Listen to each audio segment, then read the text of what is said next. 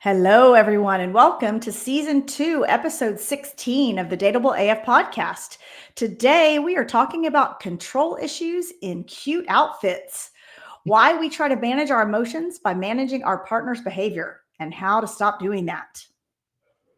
I think cute outfits kind of gets past everything. Exactly. If you got a cute outfit on, you just control away and see how that works out for you.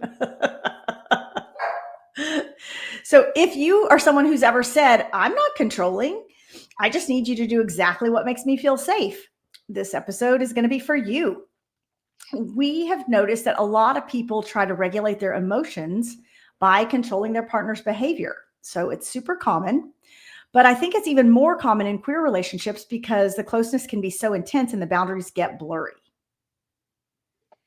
And we talked a little bit about this topic we have talked a bit about it, we were talking about boundaries, I think, and it crossed over into some of this conversation. But I do think that this is going to be a fun topic today. We'll go a little bit deeper into the very interesting ways that people control other people. It's so true. So what happens is that you start to feel scared or jealous or anxious or insecure. You might feel abandoned or overwhelmed. And instead of figuring out how to soothe yourself, you look at what your partner's doing and try to manage them so that you don't have to feel the feeling. So an example of this would be when you go out with your friends, I get scared that you're going to find someone else, that you're going to forget about me. So I want to control where you go, who you go out with, what time you get home, because somehow controlling that gives me the illusion that I'm soothing myself. I have a question for you about that. Okay. If you are someone who has a history of doing naughty things when you go out by yourself, then you sort of bring in that baggage into the relationship. And I think it's interesting to try to figure out how to tease out the difference between, like, where is the line between the person having justification for feeling concerned, how you deal with that, and then the person owning their baggage of being naughty. Yes, that is such a great question because I'm pretty sure we've talked about this on the pod before, but you have to decide, am I having trust issues or am I with someone who's untrustworthy? And sometimes it's both. But if you are with someone who's basically an untrustworthy person, you cannot fix that. There is nothing to be done. You can control the shit out of them, but it doesn't fix their untrustworthiness. And so you got to look at that and say, do I want to keep feeling like this because I'm with someone who I can't trust? Or on the flip side, if you're with someone who's perfectly trustworthy and you're still trying to control them, then you're having trust issues. And you got to figure out how to get past those and how to soothe yourself, because controlling the other person is just going to push them away, which is what you're scared of in the first place. And yeah, and that, I mean, it sounds sort of white, but there can be some shades of gray in that. I say that I think that some people who have been naughty can learn to be nice. I think that is true. Not that I'm speaking from experience, but not that either of us is speaking from any personal experience, but we've known naughty people that have become nice. We have. And so for me, what I do believe is that I've tried to really own conversations with my person, whoever it is I'm dating, about kind of owning what I've been naughty about and then the work I've done to get not naughty. Yeah. And then that way, I think that builds trust with the person that you're trying to connect with. Yes. And I think that if you're the person who's been naughty, it's not your responsibility to make your partner feel secure, but there are definitely steps you can take that would make your partner feel secure. So this is common. I see this a lot in my practice when two people got together by cheating on someone. So let's say those two people, or one of those two people, was with another partner, and that's how they get together. Then that sort of plants the seed that this person is willing to step out on their relationship. And so at first, it doesn't really take hold because you're like, oh, they would never do that to me. And then over time, it sinks in like, oh, if they did it to someone else, they would probably do it to me too. And then that's when that control starts to rear its ugly head. And your suggestion on, I guess, the conversations that you need to have with one another in order to circumvent that sort of situation continuing to, happen again. Say that again. So the conversation you would have, I feel like it's about communicating straight up in the beginning, acknowledging that's been there, and then the conversation you have to have with, hey, I do feel scared about that, and I'm probably going to have some feelings of trepidation about you breaking away from me, maybe developing relationships with other people that I'm not friends with, which is sort of, and I'm going to have a tendency to want to control that. Yep. But even if you, and this is where I think it's a really good conversation of, you have your feelings, but what you do with those feelings is the key. Like, you can have them, but you still don't get to control somebody around them, right? Yes. And I do think that is one of the keys, is that if the only way that you can feel calmer is when your partner changes their behavior, that's not a good sign, because either your partner's behaving in a way that's untenable to you, or you need to do some work internally or with your therapist or with your best friend so that you learn how to soothe yourself, even if your partner doesn't change their behavior. And I also want to say, this doesn't apply to things like if your partner is abusive, or if your partner is, in the throes of addiction or something like that. That's not something that I think you should just stay and tolerate and try to get yourself calmer about that. So I just want to be clear. I'm not talking about extreme situations like that. Right. Those are, and we've said this before, we can't say it loud enough, that those are, if people are continuing to do those things as repeated, very sort of dangerous behaviors, very dysregulated behaviors, so that's a very different thing. And that, unless they're working on it, if you think that those are going to stop, or you can talk them out of them, or you can control them out of them, well, good luck. It just doesn't work. Like, oh, you can go out with these friends, but not those friends, or you can go to this place, but not that place. Those are not things that make your relationship stronger. So if you're trying to create rules to reduce your anxiety, but those rules, quote unquote, don't really improve the relationship, then you're not on the right track. You're trying to control someone. Well, here's an interesting slant to this conversation, I think. I was reading an article in the Atlantic by a psychologist, and she made mention of the actor. She was talking about this very topic and trying to control people, and this actor, Jonah Hill. I think most people know who Jonah Hill is, and he had obviously at some point in his time, this is a People magazine example, dated some chick who was like a professional surfer. All right. And so her entire life is in a swimsuit. Okay. You see where I'm going with this? Like her sponsors, where she presents herself, is typically in a bathing suit. She's out in the water in front of, and that he was digging her chili when he first met her on a surfboard. Happy she was in that swimsuit. In a swimsuit, being sexy, riding the waves.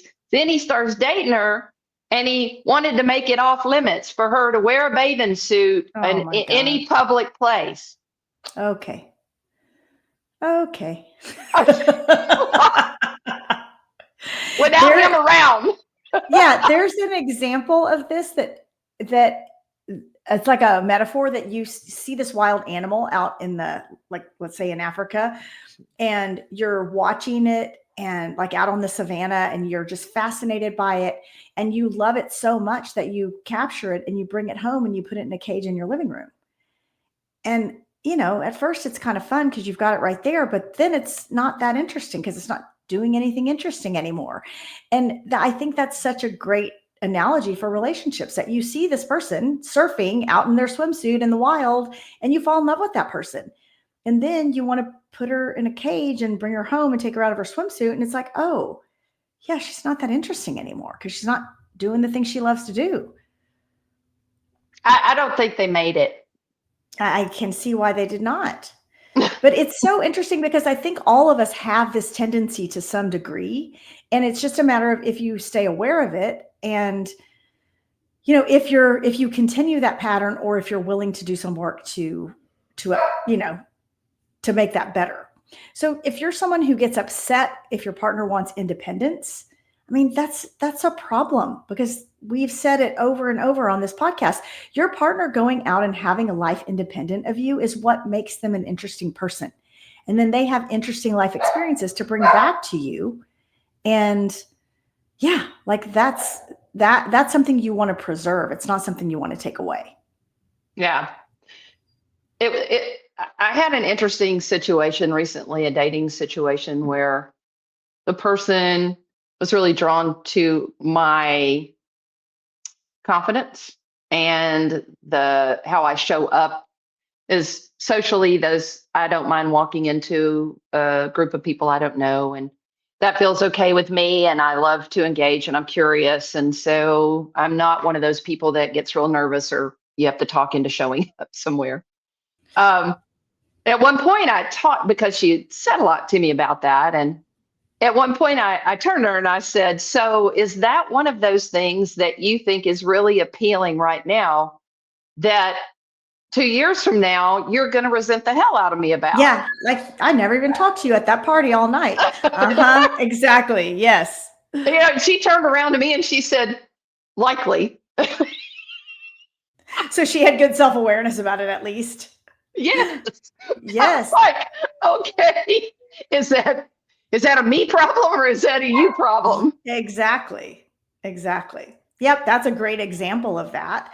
And I think that there are some sort of soft examples of how that happened. And one of them is kind of grilling, like, who did you see there? Who did you talk to?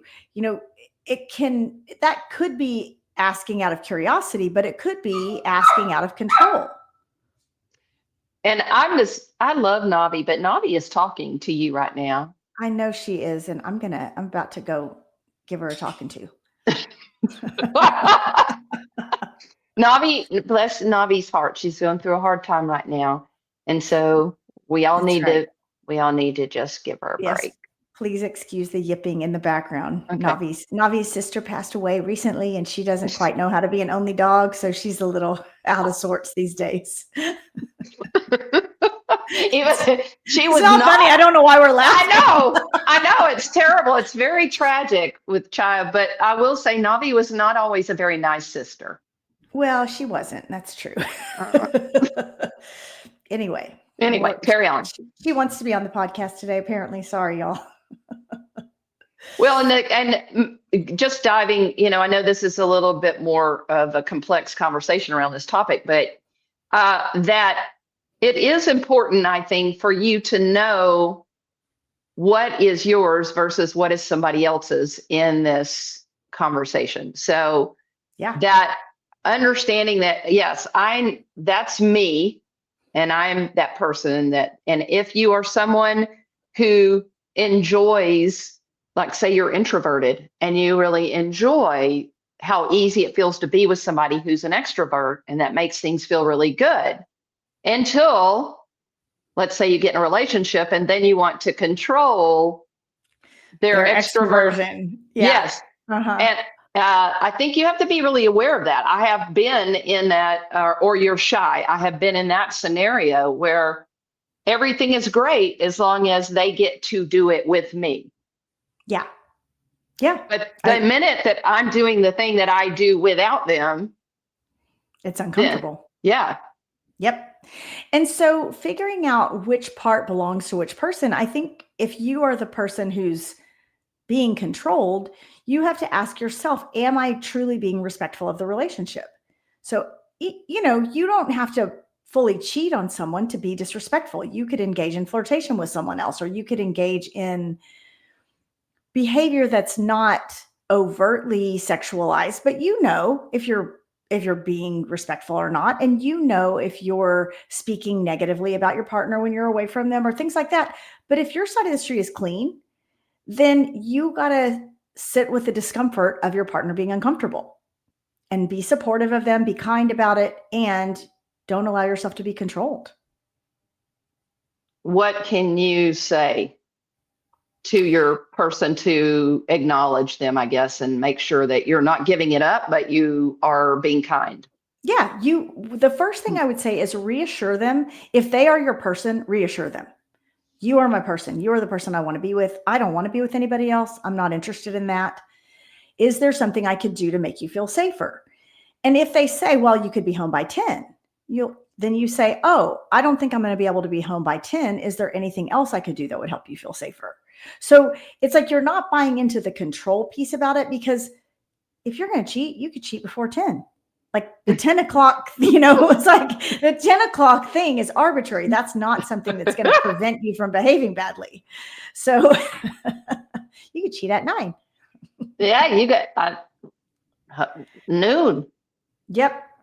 And I think it's too, like, the intimacy, the emotional intimacy is a piece that's also threatening. So if your partner is having emotionally intimate conversations, even if they're totally appropriate, but if they're really close to a good friend and they're having emotionally intimate conversations with that friend, sometimes that can feel threatening. And that's not something that the partner needs to fix. That's something that the insecure person needs to figure out. So that's a great one, specific to our community of queer and or lesbian women. yes, Because, and we've talked a little bit about this, is that we tend to form those really emotionally intimate bonds with other women, whether they be our partner or a love interest or not. yeah, In heterosexual relationships, they don't oftentimes, women form other bonds with other women most of the time. right. And the male partner doesn't necessarily see that as a threat. Yes, And so that dynamic is really different from trusting that women. And I think it's where we mess things up a lot, is that we begin to misconstrue that level of intimacy and not trying to take it somewhere that it doesn't need to go. yes, I think that happens a lot. And I think on the flip side, like you were saying, in heterosexual couples, heterosexual men and women don't often form intimate friendships because their partner would never stand for that. So someone's husband isn't going to say, sure, go, spend the weekend with your male best friend. But lesbians do that all the time, go on trips with their female best friend. And so it is a different dynamic for us, in that situation, for sure. Yeah. One of the things that, I feel like we could do a whole episode about this, but what do you think about sharing your location with someone that you're dating? No. What if you're married to them? Yeah, that's fine, I guess. I mean, I think that would just be specific to, it would depend on, I would like to think if I was married to someone, that I would be married to someone where I wouldn't care about that, because I know that they're not paying attention to what I'm doing and not sneaking on me, and they're not worried about me. If that's the case, then it would be okay. But I don't want, if I'm dating somebody, they don't need to know where I am all the time. That's ridiculous. No. Do you and Joe share your locations? We do not share our locations, but I think we are in the minority. Most of our friends share our locations and can see where each other is at all times. And there's something about that Joe and I have both just resisted. And it's not because either of us is doing anything sketchy, but it's like, it's a level of trust, I think, that we have with each other that we just haven't needed that. And we discussed it. Like, if, let's say, one of us was going on a road trip alone, that we might share our location, just because if anything happened, the crime show when we're on 48 hours, it's like, well, her last known location was. Joe would bring out the sniffer dogs to find you. Exactly. But so we've never done that, but we've talked about that would be a situation in which we would probably, let's say one of us was driving across the country by ourselves, we would probably share our location just so we could see where each other was. Anyway, I don't know. But no, we don't. But most of our friends, I think, do that. So they can see exactly where their partner is at all times. And do they say why they feel like that's necessary to know where their partner is all the time? Well, Most of the time, because it's funny, I have clients that I talk to about this too, and they'll say, well, if I needed my person to stop at the store and get something, I can see if they've left the office and if I should call and ask them to pick something up, or, if they're already halfway home, then I'm not going to ask them. And it's like, I feel like there's a better way to go about that. But I don't know. I mean, I have some kind of weird block against it, but I'm not sure what that is. But well, I do too. I mean, my gut reaction to that is I don't want anyone, I don't want anyone to know where I am every second of every day. yeah, Not because I'm doing anything other than I think it just really feels offensive to my independence, maybe. yeah. Yeah. And I don't know if there are certain, like I'm thinking about my sister, started dating a few years ago. And when she was going out with guys she didn't know that well. And so she would always tell someone, hey, here's who I'm going out with and here's where we're going. And Yeah. there was a time where she shared her location with me just so, Yeah. I mean, as a safety precaution, because she didn't know these people that she was on a date with. So things like that seem okay. But I don't know. I think that sharing locations is one of those things that can fall under what we're talking about today, that there's some kind of control. If I need to see your location so that I can feel safer or better, I think something's wrong with that. Yeah, that to me, that is what's the intention? Yeah. Because there are absolutely situations where for safety or whatever, and those are special circumstances. But Yeah. if you feel like, I do know some young women who I'm around, and I'm sure they probably do share their locations, because when I'm with my young contemporary, there is not 15 minutes that passes at any time where one of them isn't texting the other one. Yeah. And that is another thing. I don't know if that's a control thing, but what is happening with this? If you know that your person is out with their friend, do not text them unless you are bleeding and you don't have access to an ambulance. Like, no, let them enjoy their night with their friend. Don't call them and don't text them. That just seems rude and intrusive and maybe kind of controlling. Yeah. Yep. Oof. So those things are more overt, like the share your location with me, but I think there's another subtle way that control happens, and that is by punishing. We talked about this last time in our last episode, that stonewalling is the Gottman term for it, when you kind of give someone the silent treatment or shut them down, freeze them out. And I think that happens a lot. If you behave in a way that I don't like, then I'm going to freeze you out. And I'm not going to tell you I'm mad, but I'm just going to be slightly, a little cool towards you, hoping that you'll change your behavior. And that is a form of trying to control someone. Yeah, it is. I think it's used very often. Yep.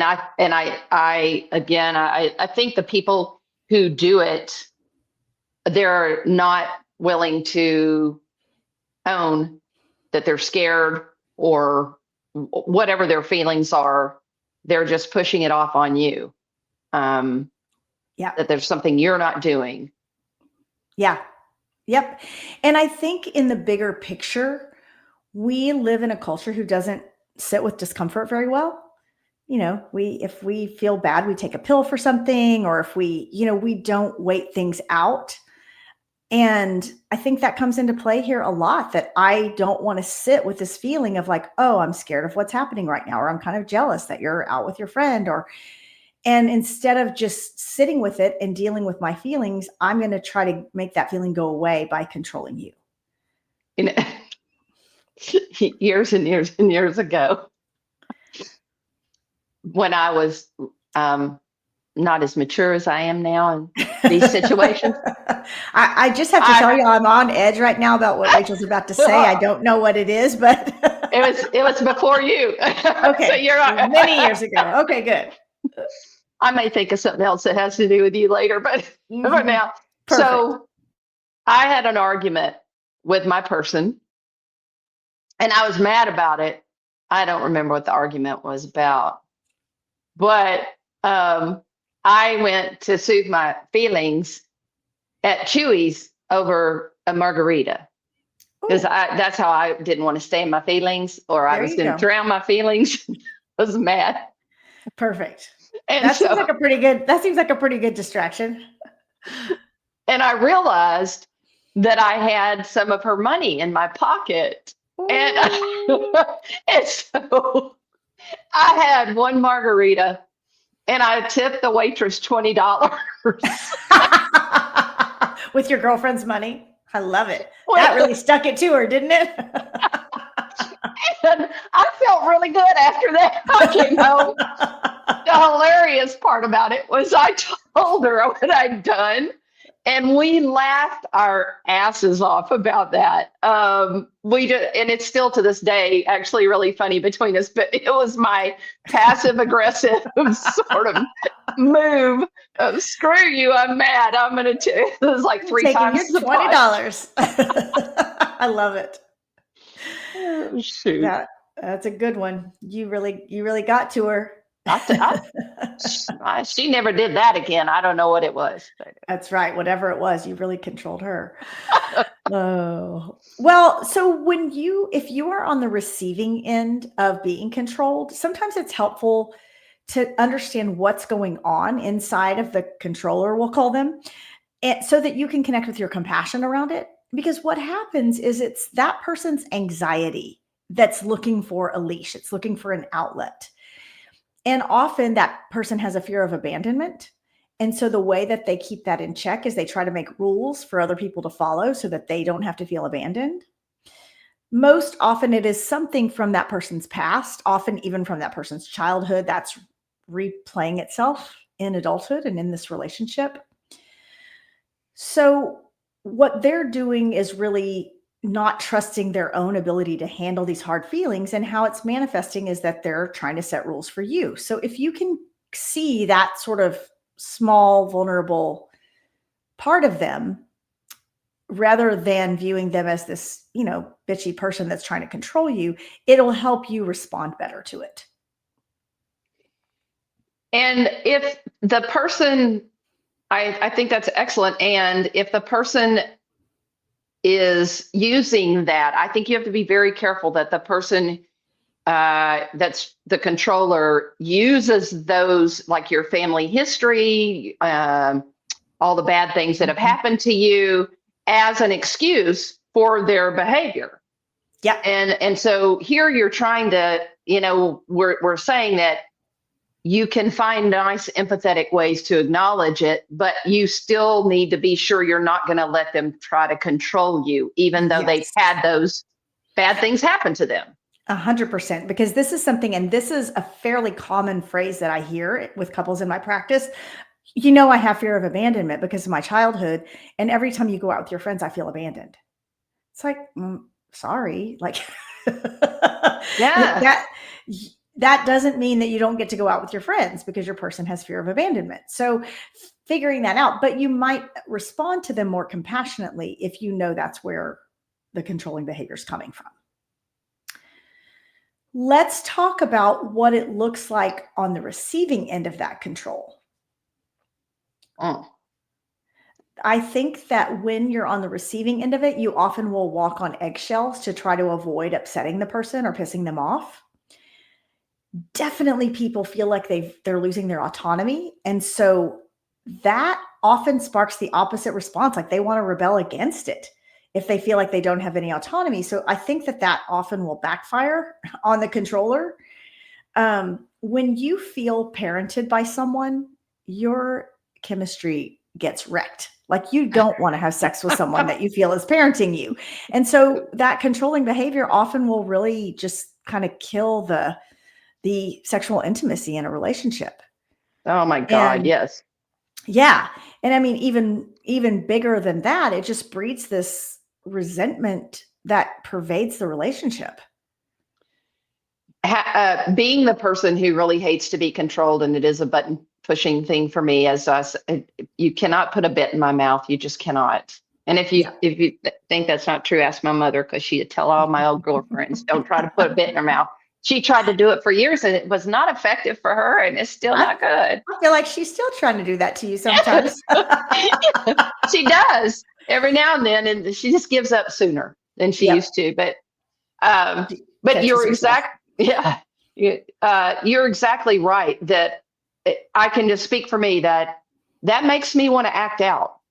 And Yeah. I think because I'm needing to press harder to make it clear to you that you are not going to be able to do that to me. Yeah. And that's not healthy either. That's not going to get you anywhere, because then I'm going to accentuate my reaction beyond probably what it really needs to be, just to keep a Yes. normal, healthy boundary. Yeah. This ties to attachment styles. We've talked about this before, that if one person has fear of engulfment, which is what you talked about, that you're afraid of being controlled or you're having a bit put in your mouth, then you're going to take a slight step away from that person because you want to make sure you're not going to be controlled. The other person has a fear of abandonment. So when you take that slight step away, then they need to take a slight step closer, which makes you take a step away, which makes them take a step closer. So it's a cycle that perpetuates itself in a negative direction. And pretty soon, both people are all out of whack. So just recognizing the pattern is a big part of it. Yeah. I have another sort of situation. So if you are the person who has, let's just say you're more regulated and maybe fewer triggers, because maybe you haven't had the same childhood history and maybe not as many bad things happen to you. And you're trying to see someone who has had a lot of that. And you think you're doing something really good for them by helping them manage their life. And my thought about that is that's controlling. And again, I think absolutely breeds resentment. Yes, for both people. Yep. And so, yeah, just looking at that, that goes back to this concept that if you are dating someone that you feel like you need to change, you're in for a very long road, because the idea is that you pick someone whose stuff you can tolerate, not who you think you can change. And so, well, this person has abandonment issues. So if I do A, B, and C, then those abandonment issues will go away. Or this person has a history of cheating, but if I'm just the best partner, then they'll never cheat on me. It's like, no, you can't look at it like that. Like you need to change someone else's behavior, because that's setting both of you up for failure. Yeah. And we're sort of we're touching on a lot of topics that we've talked about in past episodes, but this whole idea of you being able to, it creates a power dynamic as well. And that if you are the one constantly sort of intervening with the other person to sort out their life or help them balance their life or whatever you think it is, and even if you are absolutely right about that and that they're off balance and they're doing extreme things, you then set yourself up for a very bad power dynamic. And as much as that person may say yes and let you do those things, they are going to resent the hell out of you for it. I am just as sure as I am right on this podcast right now. Yep, those chickens will come home to roost. And it might be years down the road. That I see that a lot, that people will say, I've been giving into this for years and now I don't want to give into it anymore. And at that point, they're so resentful that it often can blow up the relationship. So you gotta be careful with that. Let's talk about, though, how you can choose some healthier alternatives. The biggest thing I would say for this is that you want to make sure you're working on regulating your own feelings, not regulating your partner. And some tools for that are, what is the feeling that you're having? And if a feeling is not followed by a feeling word, then it's not really a feeling. So you don't get to say, I feel like you're cheating on me. That's not a feeling. But if you say, I feel scared when you go out with your friends, can we talk about that? Like naming the emotion that you feel. So sad, angry, or scared are kind of the three big difficult emotions. So telling your partner how you feel, or telling yourself how you feel. Doing something to ground yourself. Go for a walk outside, do a meditation, listen to some music, but do something that grounds you and soothes you. You could call a friend and talk it through, but don't call a friend that's going to validate your fears. Like, oh man, it does sound like she's cheating on you. Call a friend that's going to say, hey, what could you do to take care of yourself right now? You could also journal. So write your feelings down, but these are things that you do before you engage in a conversation with your partner. You want to try to get yourself in a good place first. Then when you do talk to your partner, you want to make sure that what you're sharing is how you feel. You're not expressing a demand that they change their behavior. So you wouldn't say, I need you to come home early tonight. You would say, I start to feel scared when you're out late because I'm worried something happened to you. Can we talk about that?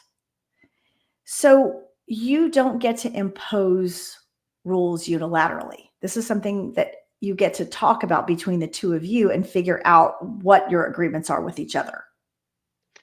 Do you find that people have a hard time with just picking one of those 3 feeling words?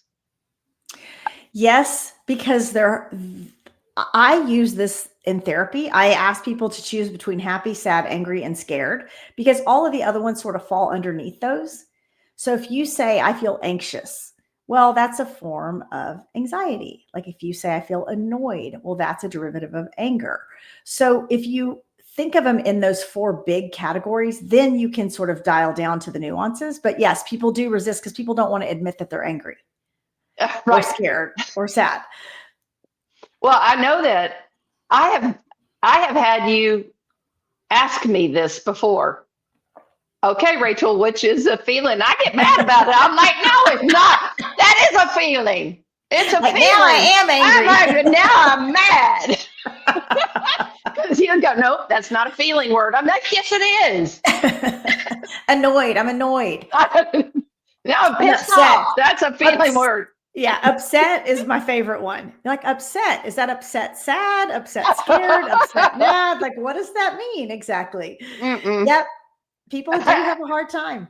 I'm feeling mad about this just right now. I'm feeling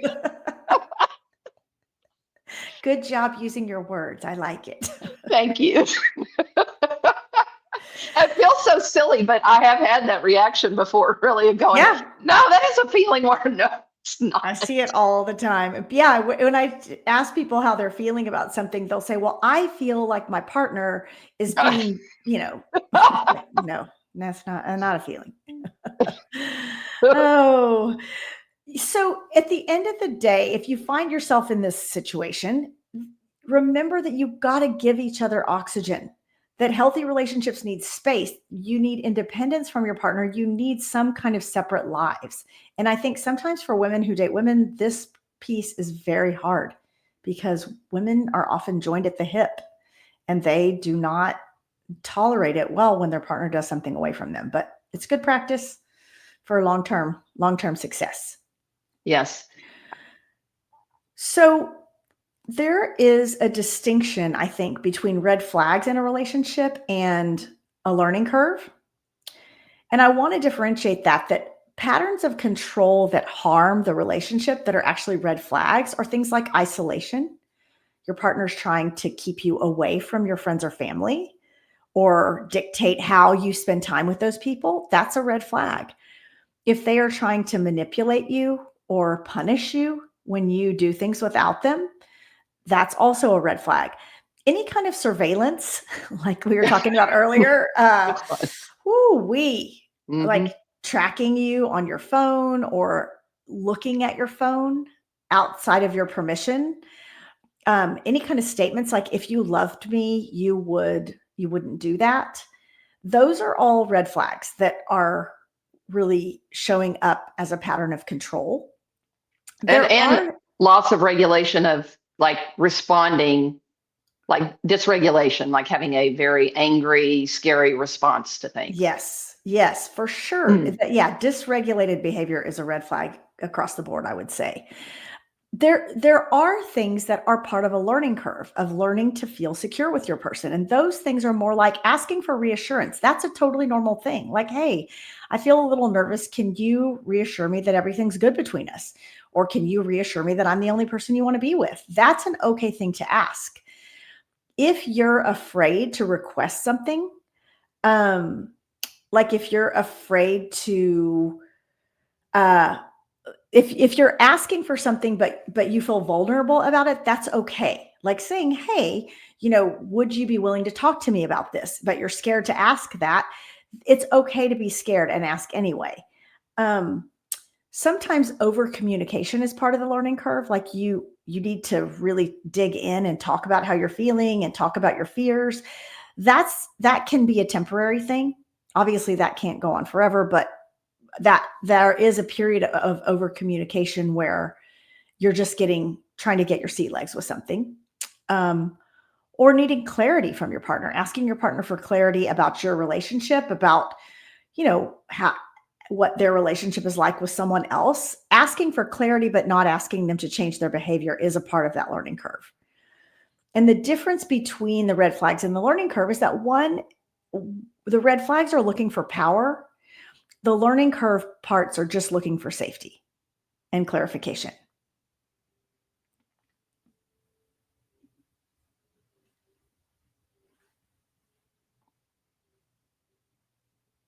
Sorry, I took a drink of water and You muted yourself? I muted myself, but Rachel's lips were moving, but I couldn't hear what she was saying. yeah, I think that's really good to know, the difference between those things. Yep. Well, let's talk about takeaways. What do we want folks to get from this episode? The first one I would say is that control is usually just fear wearing a confident outfit. That when you see someone's attempts to control, they're really just trying to create safety for themselves. And so just try to look at it through that lens, and it's sometimes more helpful. And I want to skip the autonomy as a requirement for healthy connection. And I do want to the reason I jumped to that one is because, again, lesbians are just notorious for thinking that we have to move as a unit. Mm-hmm. And not only that, but that we need to enjoy all the same things, and that we need to do all those things together, and that we feel the same way. I think it's why our relationships struggle, and that it is incredibly important for us to recognize ourselves as individuals, and then understand that there are things that are okay for you to do by yourself, and it's okay if your partner does not enjoy them. And for both people, it's not a sign, it's a sign that you're healthy, not a sign that you're growing apart. Lesbian bed death is a sign that you're growing apart. That is true. Autonomy, not a red flag. It's a good thing. Okay. It's a good thing. Yeah. One of the other takeaways I want to make sure people hear is that all of your feelings are valid, but your feelings don't get to be instructions for someone else's behavior. So make sure you keep those things separate. Just because you're having a feeling doesn't mean your partner needs to change their behavior in order to soothe your feelings. Yeah. And the last one really hits on everything we've talked about, is just relationship safety comes from trust and communication, not from restriction, not from controlling your partner's behaviors. Yes, absolutely. So if you want to talk with your person about this episode, we've got a couple of questions that you can ask. And one of them is, where have you tried to manage your emotions by managing your partner? We've all done this at some point in our lives, maybe even some point in our recent past, we've done this. And so just look at ways that you might have done that. And also on the flip side, where have you felt controlled by someone else's anxiety? So those are good food for thought. That I'm just going to speak to that last one. And where have you felt controlled by someone else's anxiety? Last night when we were playing a game, Sarah and Joe and I playing a train game, and we should clarify, this is a board game, everyone. This is a board game. It's a board game, and I made a move that blocked Sarah, and she tried to guilt me after that. She tried to control me because she was so mad at it. She threatened me that she was no longer going to play nice. Mm-hmm. And so that really just happened to me last night. I'm going to say I it was a did. really uncomfortable situation. She was fairly Ask aggressive. ask me how well that worked out for me. Because I lost that game real bad, y'all. Well, I went in on some serious blocking after that. She did. She did. It was bad. So it did that control. It just doesn't work. I tried it last night. It didn't work.